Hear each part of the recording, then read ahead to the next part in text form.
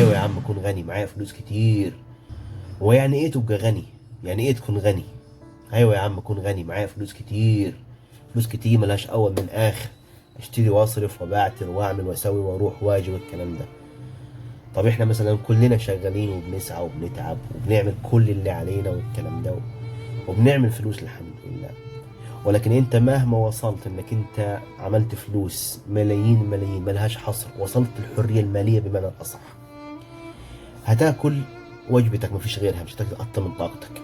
هتنام في مكان سرير يا دوب يكفيك، هتنام في غرفة واحدة حتى لو عندك مليون غرفة. هتركب في كرسي واحد في عربية واحدة، مش هتركب في عربيتين أو خمسة أو 10. تمام. هو ده الفلوس، ده المال. لما يوصل معاك الوضع ده بالطريقة دي، انت اصلا هتمل. هتبقى الفلوس معاك دي مش فارقة، ملهاش قيمة ملهاش لازمة، يعني خلاص حاجة اتعودت عليها انت. اشتريت كل حاجة اللي انت عايزها، عملت كل حاجة انت عايزها، امتلكت المال اللي انت عايزه، بقى كده عادي.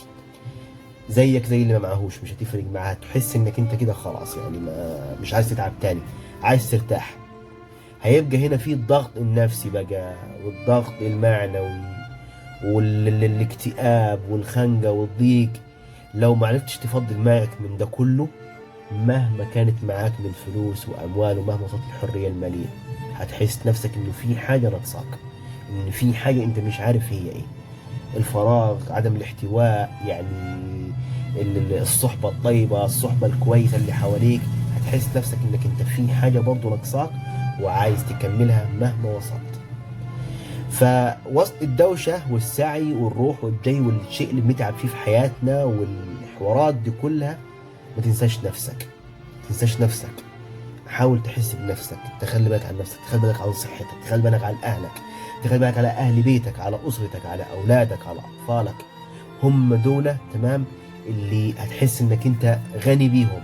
وقبل اللي أنا قلته ده كله، قبل ده كله، علاقتك مع ربنا سبحانه وتعالى، من صلاة، من صيام، من زكاة، من التعامل مع الناس، من أخلاقك مع غيرك، من الصدقة اللي أنت بتطلعها زي كده. الحاجات دي هي اللي تحسك بالغنى والكمال. الكمال لله وحده. لكن هي تحسك إنك أنت فعلا وصلت لمرحلة أنت راضي فيها عن نفسك مهما كان وضعك. يا ريت تكون الرسالة وصلت. السلام عليكم.